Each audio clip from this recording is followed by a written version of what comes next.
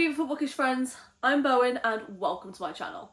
In this video we're going to be talking about all of the books that I read in the month of June. While I did only read 13 books this month, which I consider below average for me, I consider my average to be around 15 books in a month, a lot of the books that I did read this month were over 500 pages, so while I didn't read as much as I would have liked to, I did read longer books and get some of the thicker books off my TBR, which I'm very happy about.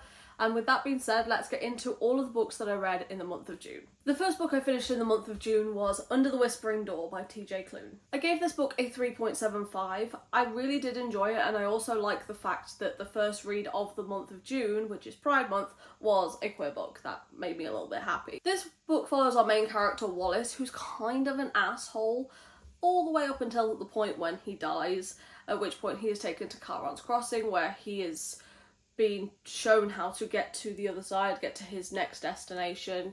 And this is where he meets Hugo. And him and Hugo strike up this lovely romance, and he learns how to be a much better person because of the people that work at Charon's Crossing. It was really lovely and really sweet, and I get that Wallace is not meant to be a likeable character, but I did enjoy the storytelling in this. I think if you like The Midnight Library, then you might like this one as well, because it's got a similar vibe. And the ending kind of bugged me as well.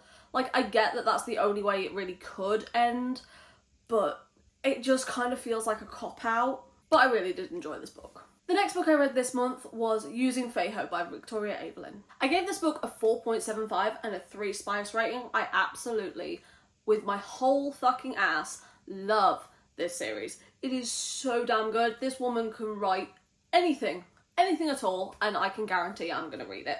I love it so much. Feiho is just such a sweet golden retriever, lovable character, and he has strong touch her and die vibes, which I've said it before, I will say it again. As much as I do not like the touch her and die vibe because it just feels very possessive, when it comes from the golden retriever character, I'll take it. I love it. I swooned so fucking hard. I fell backwards on the sofa, kicking my little feet. It was so good.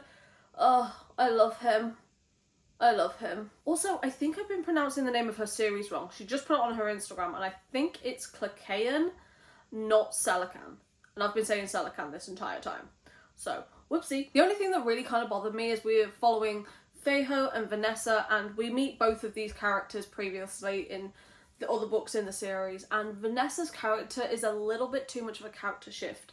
She's kind of bitchy, she's kind of prickly in the first books in the series, and in this she's very timid, and I understand why, but I feel like it's just too much of a character shift. The plot in this was so good, I was hooked. The sexy scenes were just, mwah, chef's kiss, top notch, beautiful. I am just obsessed.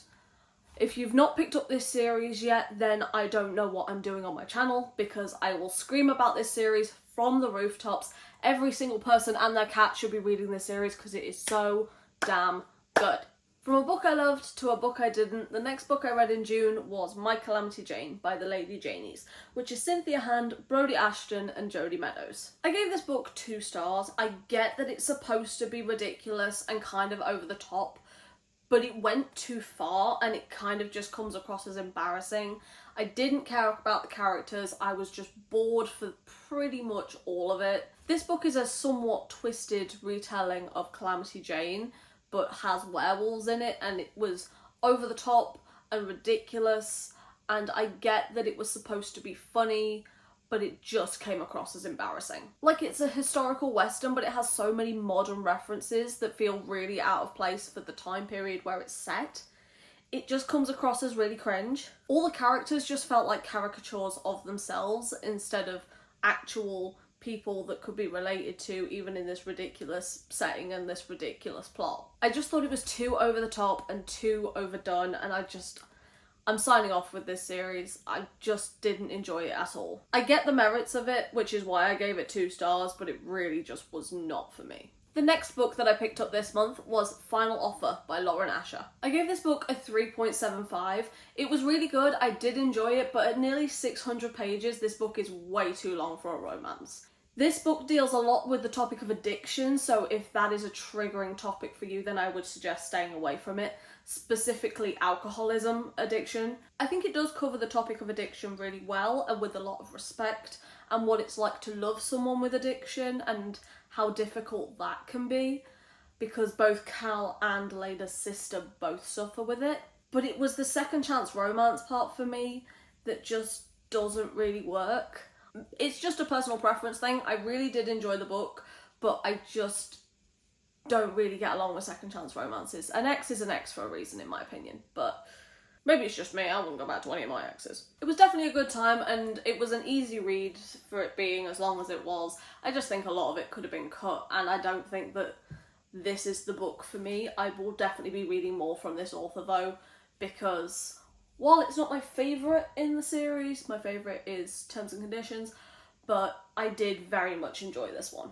The next book that I read this month was The Company of Fiends by Catherine Moon. I gave this book a 3.5 and a 5 spice rating. It is predominantly just smut, but there is a murder mystery element running through it. You should probably read the first one before this one and read them in order, because the villain in the first one is the same as the villain in this one, and there's a couple of character crossovers as well. But this is a Why Choose Monster Reverse Harem book, and I really did enjoy it. The scenes weren't as memorable as the first one for me, and the murder mystery element just felt really weird amongst all of the smut. Like, your friend's just being murdered and they're just gonna get down to it.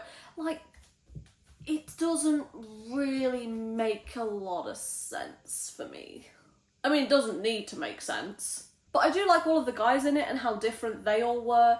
I just wish that our main character Hazel had a little bit more character development, a little bit more about her, because there really isn't anything about her to make her interesting other than the fact that she's part nymph and she has some daddy issues.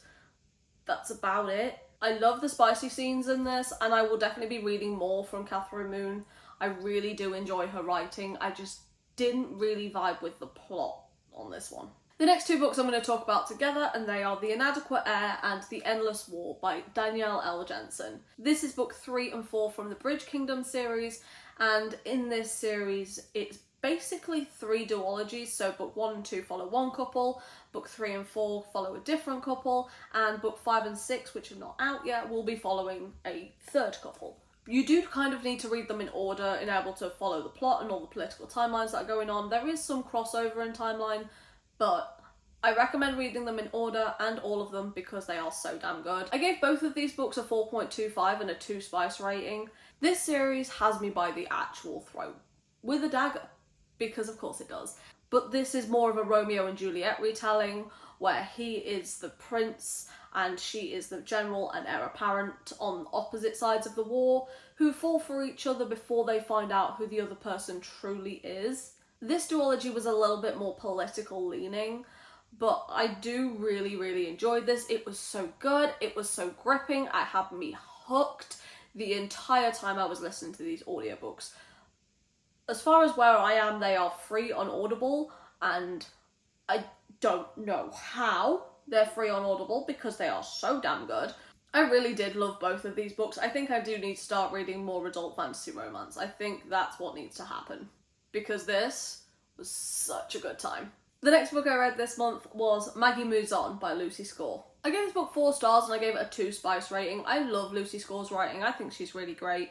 The insta-love in this really should have bothered me, because like the day after Silas meets Maggie, he is telling his brother how he's going to marry her, which really should give me the ick, right?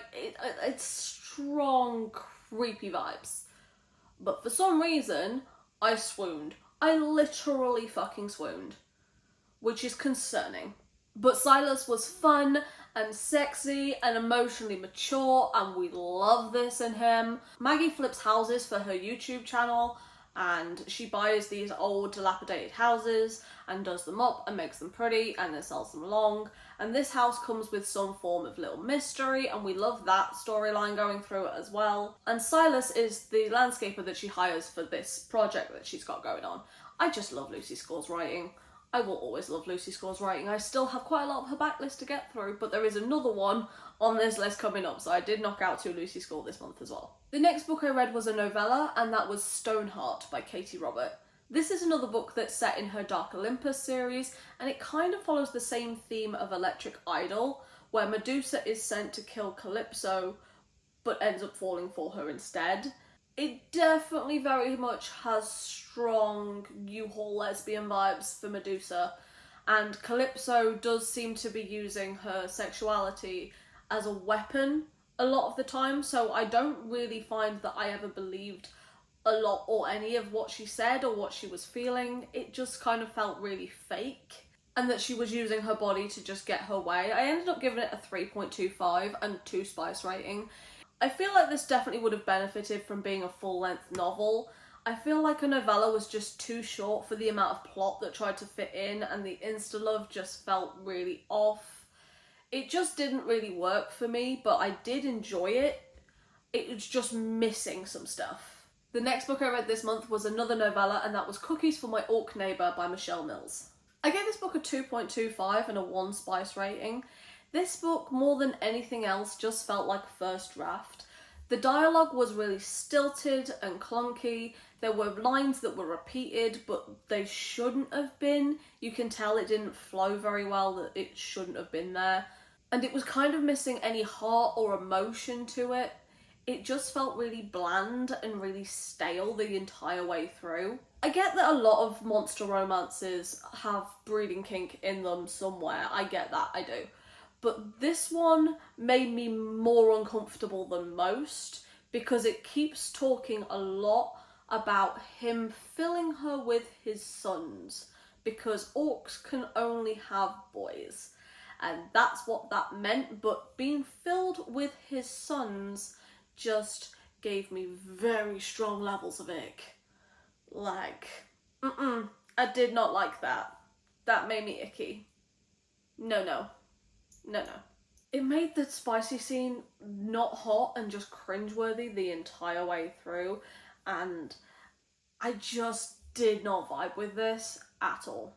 The next book I read this month was Love Theoretically by Ali Hazelwood. I gave this book a 3.5 and a 2 spice rating. I really did enjoy this, but I feel like if you've read one Ali Hazelwood book, you've read them all. They all follow the same formula of like tall guy, short girl, working in STEM, workplace miscommunication. They all follow the same format, and this was no exception. This one was probably one of my least favourite of her actual full-length novels, so not including the novellas. Elise's character is a people pleaser, but to the point of being manipulative about it almost, and Jack calls her out on it, which I did enjoy, but she doesn't really seem to have strong feelings about him either way, other than she's attracted to him. I think all of Ali Hazelwood's books being from the female point of view is kind of to her detriment. I think they would benefit a lot from being dual POV and then being able to see inside the guy's head, especially since all of her books are he falls first, and I love that shit, okay? I love the he falls first trope, or she falls first and he falls harder, that kind of thing. I do love the diabetes representation and the asexual representation that was in this. I love to see that, but this is not one of the strong ones from Ali Hazelwood for me. And I feel like she just needs to change it up a bit. Keep the women in STEM, we love that, but the formula is getting stale now. The next book I read this month was Angie's Gladiator by Ruby Dixon. I gave this book 3 stars and a 1 spice rating. I think I'm kind of over this series. I read the entire Ice Planet Barbarian series and I really did enjoy that. And this is the spin-off series, the Ice Home series. But honestly, I think all of these books have kind of plateaued now at about average. For me, they're not great, they're not terrible, they're just kind of mid, and I'm kind of over it. This book could have been so much more than it was. This book follows our main character, Angie, who is abducted from her bed, and when she wakes up, she is on a different planet, and she is heavily pregnant. So she went to sleep in her own bed, she wakes up on a new planet, heavily pregnant, which she wasn't when she went to sleep at the last point of her consciousness, and it doesn't go into any detail about the emotional fuck up that would be, and how physically and emotionally and how just psychologically fucking distressing that would be. It just goes into how lonely she is, which feels like the least of her problems. It just came across as really bland and really kind of annoying, and I'm kind of over this series. I don't know if I'm going to continue it anymore. And I don't DNF books, but like, I might DNF this series. I'm kind of done. And the last book that I read this month was another Lucy Score book, and that was Riley Thorne and the Dead Guy Next Door. I gave this book a 4.5 and a 1 spice rating. It didn't have the Lucy Score spice that I've come to know and love and expect from her, which is kind of disappointing, but the plot and the mystery element of it and the humour is just so damn good. This book follows our main character Riley Thorne, who is a psychic. All of the rest of her family are psychics, but she doesn't want to be, so she suppresses her powers because she just wants to be normal. But her powers do manifest as like dreams and visions that she can't control. And she has a vision of her neighbour being shot. She tries to warn him and she tries to go to the police about it, but the event hasn't actually occurred when she's trying to warn everybody, but no one pays attention and the neighbour dies. Obviously, it's in the title. There's also a private investigator that was there to serve her neighbour papers, but has now been hired to find out who killed her neighbour. Now the private investigator has to pretend to be Riley's boyfriend to be able to get information from the neighbours and to be near the scene of the crime to find out what happened. I read it on my Kindle at work and people were looking at me funny because I was just giggling along with my Kindle. I felt like this was very reminiscent of the movies Bounty Hunter or One for the Money, but with murder mystery vibes. It was fun, it was funny, I had a good time, the action scenes were impeccable. I just didn't really want it to be Fade to Black because I know Lucy Score does smut so fucking well, but that's just a me thing. I had such a good time with this. I'm gonna be picking up the rest of the books in this series. I love it. And that's all the books that I read in the month of June. If you got this far into the video, then leave a house emoji in the comments for Under the Whispering Door and Final Offer. But for now, thank you so much for stopping by. It has been lovely having you here, and I hope to see you in another video coming very soon. Bye.